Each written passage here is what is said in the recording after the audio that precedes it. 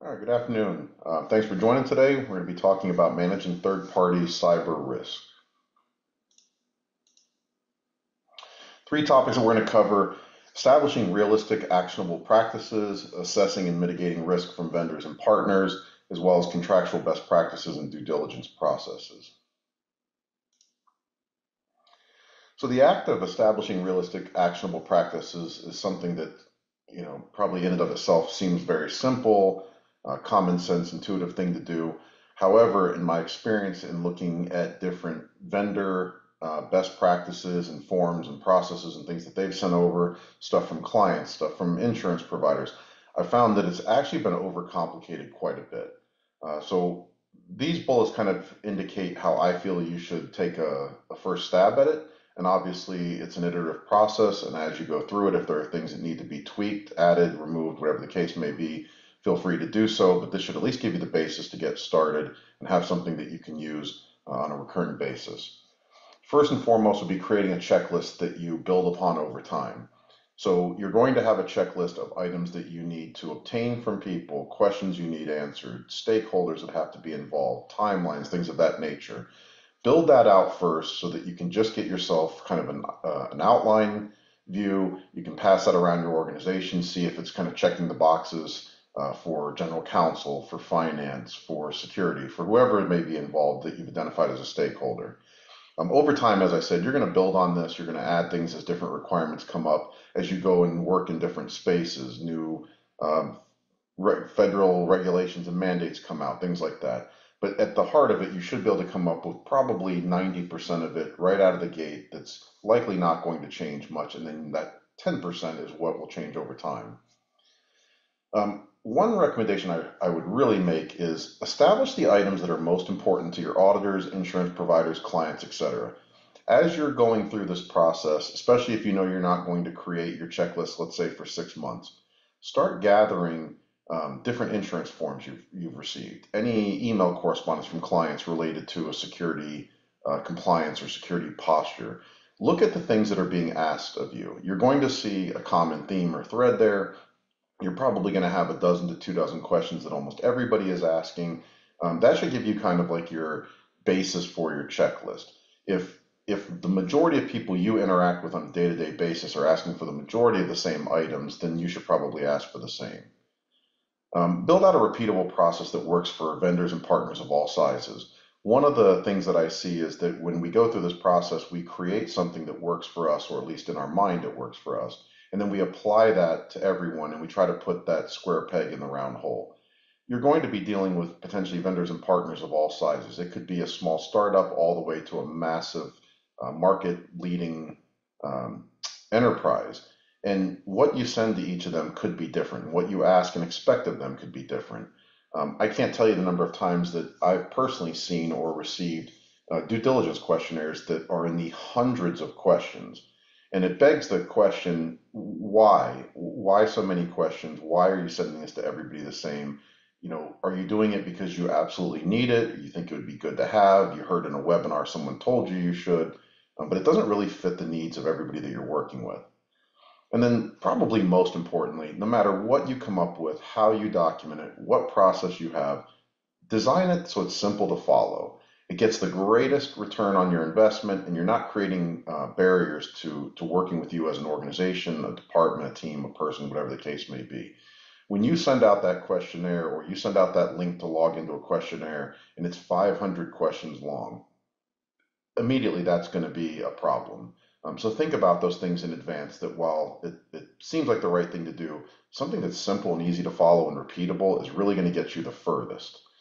It's also going to kind of check that box from a compliance perspective. It's going to get that immediate work off your plate so you can move on to the next most important thing. And then again, over time, you revisit it and you say, is it working? How should I tweak it so that it works better? When you actually get into assessing and mitigating risk from vendors and partners, though, I think that there's some things that you should do that are often overlooked. Use an audit report from a third party vendor whenever possible. The logic here is that why should you have to try to worry about every control that a company may be trying to be compliant with, when a third party independent auditor has already gone in there and done that for you. So if the organization has any type of certification documentation, just request, hey, what do you have? What have you gone through? What can you provide me? That might be enough for a lot of the vendors that you work with.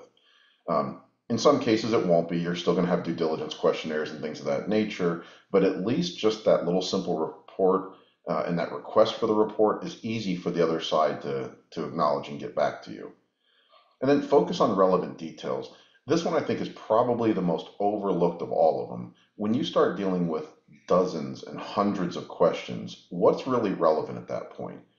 You might want to, depending on your relationship, the business industry vertical you're in, you're going to have different things that are important to you, and you might all want to know, does the vendor I'm working with have an acceptable use policy? Do they have physical controls in place on their buildings or data centers?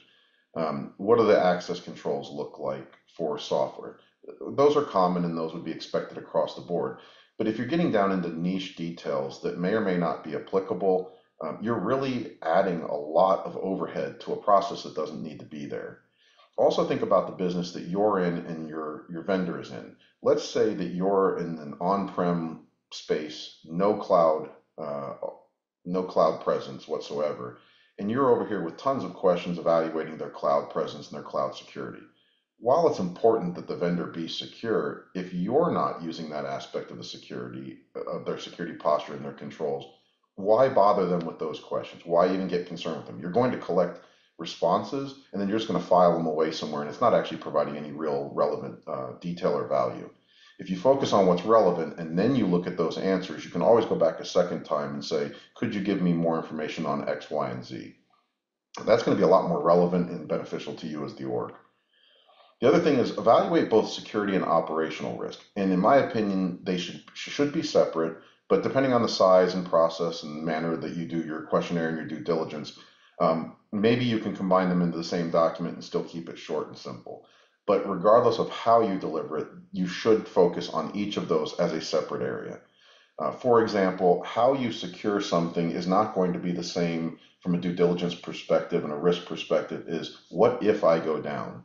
If you were taken over by a ransomware attack, how quickly could you get back up? What data would you have? What order do things have to occur in? How can the vendor support you? Yes, it falls under the security realm, but really it's an operational risk to you, the organization, and your business. So split those out. You might have an IT due diligence form and you might have a security due diligence form. Again, if you can combine them and make them simple, great, but understand that regardless of how you ask the question, these are two different focus areas and they should be approached and viewed and reviewed differently. And then determine what security information can and will be shared with you when needed or requested. It's no different than thinking about GDPR and your rights for personal data, what can be stored, what you can ask to have deleted, things of that nature. Think about that as well. Think about a security incident. What has to be shared? What will be shared to you? When will it be shared?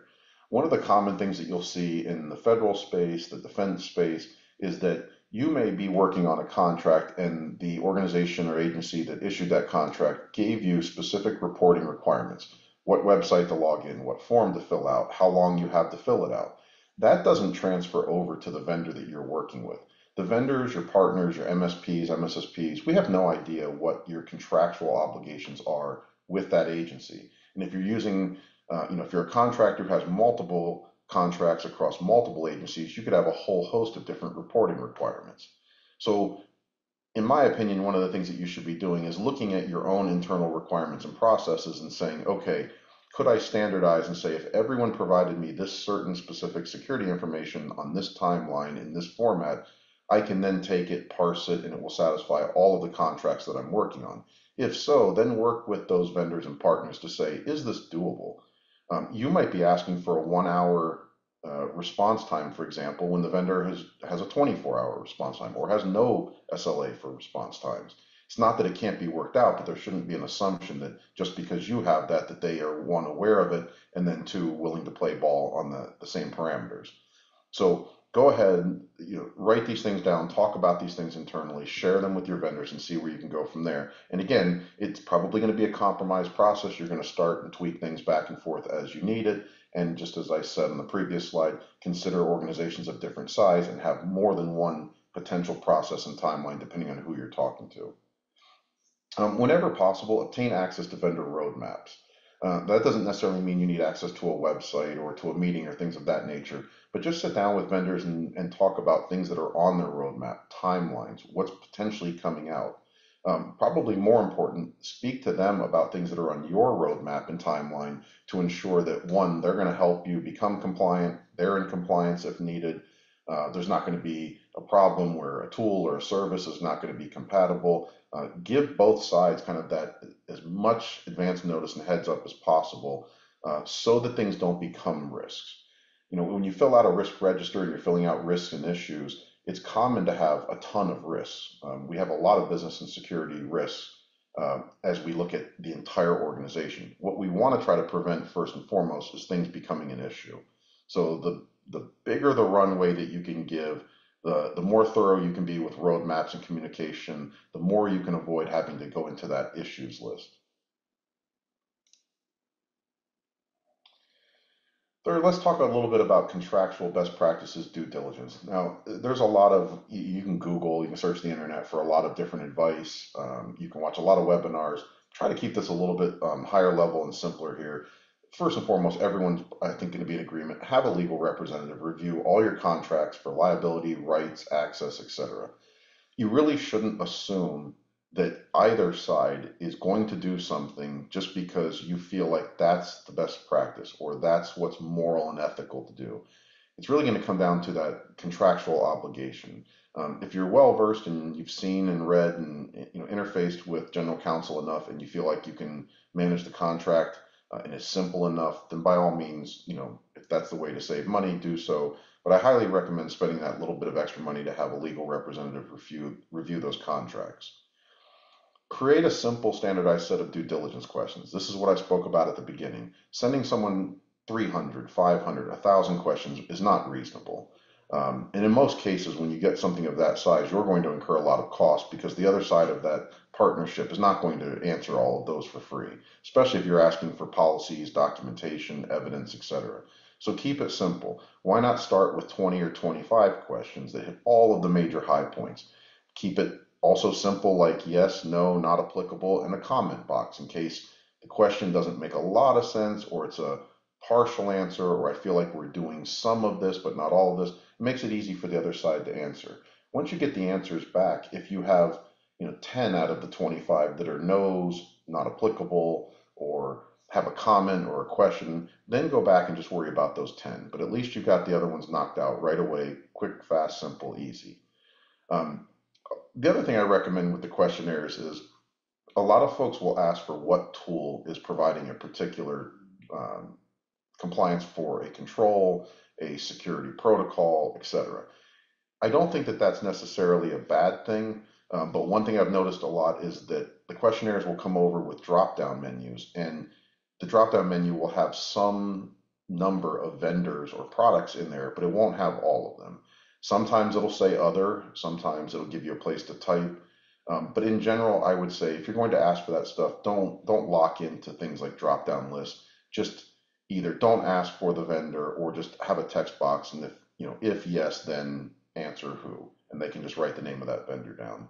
There's so many vendors out there. It's going to be impossible for you to keep up with, and it really kind of slows the process down because the person filling out these forms or the group of people filling out these forms don't want to be negligent, they don't want to lie, they want to be truthful and honest, but there's a lot of times the wording and the way that the questions are allowed to be answered really have people scratching their heads saying, I'm not really sure how I should answer this.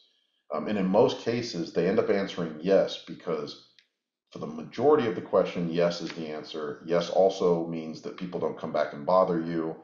You look better when you answer yes to doing something, but it isn't 100% truthful. So when you write this stuff, turn around and take the due diligence questionnaire, answer it yourself as if you were being asked to answer those questions, and see how user-friendly it is. That few minutes that you take to simplify this process is going to just pay dividends as you're sending out dozens or hundreds of these questionnaires each year. And then consider different processes and questionnaires for those with certifications versus without. As I said at the beginning, one of the first things you should do is ask about any certification reports the partner, vendor, whoever might have. If they come back and they are in a highly regulated space and they have high level certifications that are very stringent upon security, then a third party assessor has already done a good job of assessing their security posture. You should not then turn around and ask them to answer 100 of the questions that have already been certified by the auditor. For those types of individuals, maybe you want to skip over to processes or something that directly relates to you and that partner in that relationship. So as an example, if you pass a certification, I'll throw out some names, you're FedRAMP certified, you're High Trust certified, you're CMMC certified, to then ask a question, do you deploy antivirus within your environment, is kind of silly because they would have never passed any of those certifications without that. However, you might have a question like, if there was a breach in your environment and it directly affected me as the client or the partner, what are your internal timelines for notifying me and how do you notify me? That may or may not be covered in that certification, but it's one of those outliers potentially that is worth asking while you're not bogging them down again with the simple stuff. Now, internally, I would say one of the things that you could do is build a RACI chart for anybody who's in project management knows what that is, where you're taking account of responsibilities, accountability, who's being informed and who's providing consent, or just a general basic responsibilities matrix. All you're doing at that point is documenting responsibilities and accountability. And responsibility from the purpose of a RACI chart is really talking about who's doing work, who's helping support this. This could be a group of people, this could be multiple companies, but then one person or one organization is ultimately held accountable. It's not a bad idea to map that out in some form of table, document, etc., so that when something goes wrong, you have a quick reference guide. Um, it never fails. Friday at 5 o'clock is when something happens. The person you need is out of office. You don't know who to reach out to. If you at least had this, it would be a quick way to get to the right individual. One thing I highly recommend is using cyber insurance forms and their questionnaires as a guide to building your due diligence documentation. If you're getting something from a cyber insurance provider who's determining whether they'll insure you, what your premiums will be, what your deductibles will be, it's probably a pretty decent framework to start with. And why couldn't you replicate that? That being said, I still go back to the third bullet here. If your cyber insurance provider is asking you, do you have antivirus deployed, and you're receiving certifications from your vendors that they do, don't necessarily go and ask them the same question. Look for samples and templates. If you don't work with cyber providers, if you don't have cyber insurance, if you don't have general counsel, or you're not going to get outside general counsel, go out and scour the internet. There's a lot of samples, templates, webinars, etc. You can watch some webinars just like you're watching right now and grab a few ideas. You can download a couple templates. You can grab questions. You can build your own, and at least you have somewhere to start. It's not difficult. You can do it for free. Obviously, the more you have to search the internet and the more you have to custom develop, the longer it's going to take you. But in the grand scheme of things, this is something that should be doable and achievable in a matter of a couple hours. And then again, over time, like everything else, all of our processes should be reviewed. We should be looking to see if they're effective more than anything and then tweaking them. So this will be a living document and a living process. But again, the beginning piece in probably a couple hours, even taking someone with no knowledge and education and formal training on this process, going to like a PMO, for example, and just say, I need this, they should be able to scour the internet and within a day or less produce something that's at least good enough to get you out of the gate. So on that, I appreciate your time as always. Thank you for joining. I hope it was beneficial, and we'll see you next month.